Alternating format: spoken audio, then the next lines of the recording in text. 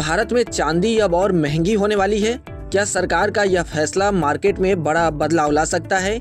यह सवाल इसलिए क्योंकि हाल ही में सरकार ने चांदी के इंपोर्ट को लेकर सख्ती बढ़ा दी है और कई कैटेगरी को फ्री इंपोर्ट लिस्ट से हटाकर रिस्ट्रिक्टेड श्रेणी में डाल दिया गया है।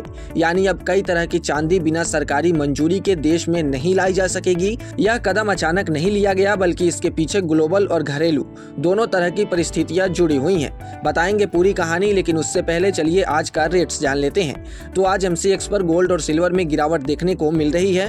MCX पर गोल्ड 5 जून वाला कॉन्ट्रैक्ट अपने पिछले क्लोज से करीब 471 रुपए की गिरावट के साथ 1,58,076 रुपए प्रति 10 ग्राम पर ओपन हुआ।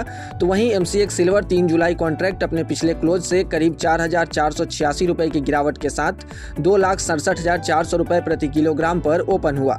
कारोबार के दौरान गोल्ड ने 1,57,547 रुपए प्रति 10 ग्राम का लो, तो वहीं सिल्वर ने 2,64,949 रुपए प्रति किलोग्राम का लो बनाया। मौजूदा समय में एक तरफ विदेशी मुद्रा भंडार पर लगातार दबाव बढ़ता जा रहा है, वहीं दूसरी तरफ रुपए की कमजोरी और बढ़ता ट्रेड डेफिसिट सरकार को इंपोर्ट कंट्रोल की ओर कदम बढ़ाने के लिए मजबूर कर रहा है। इसी वजह से पहले भी सरकार ने सोना और चांदी जैसी कीमती धातुओं पर कस्टम ड्यूटी 6% से बढ़ाकर 15% कर दी थी। अब इसी दिशा में एक और बड़ा कदम उठाते हुए सरकार ने नए नियम लागू किए हैं, जिनके तहत 99.9% शुद्धता वाली सिल्वर बार और पाउडर फॉर्म में चांदी के इंपोर्ट के लिए अब सरकारी मंजूरी अनिवार्य कर दी गई है।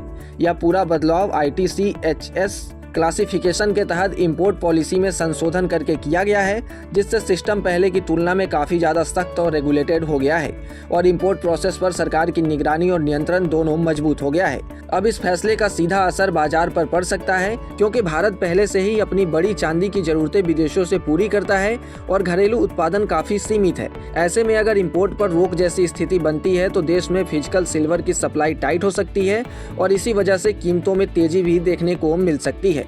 एक्सपर्ट्स का मानना है कि सप्लाई कम होने की स्थिति में घरेलू बाजार में चांदी का प्रीमियम ग्लोबल मार्केट के मुकाबले बढ़ सकता है और MCX पर कीमतें अंतर्राष्ट्रीय रेट से अलग चल सकती हैं, यानी भारत में चांदी और ज़्यादा महंगी हो सकती है। इसके साथ ही यह भी ध्यान देने वाली बात है कि चांदी सिर्फ निवेश या ज्वेलरी तक सीमित नहीं है, बल्कि इसका इस्तेमाल इलेक्ट्रॉनिक्स, सोलर एनर्जी, सेमीकंडक्टर और मैन्युफैक्चरिंग जैसी बड़ी इंडस्ट्री में भी होता है। इसलिए अगर सप्लाई को लेकर अनिश्चितता बढ़ती है तो इंडस्ट्री और ट्रेडर्स पहले से स्टॉक जमा करना शुरू कर सकते हैं, जिससे डिमांड और बढ़ेगी और कीमतों में और तेज उछाल देखने को मिल सकता है।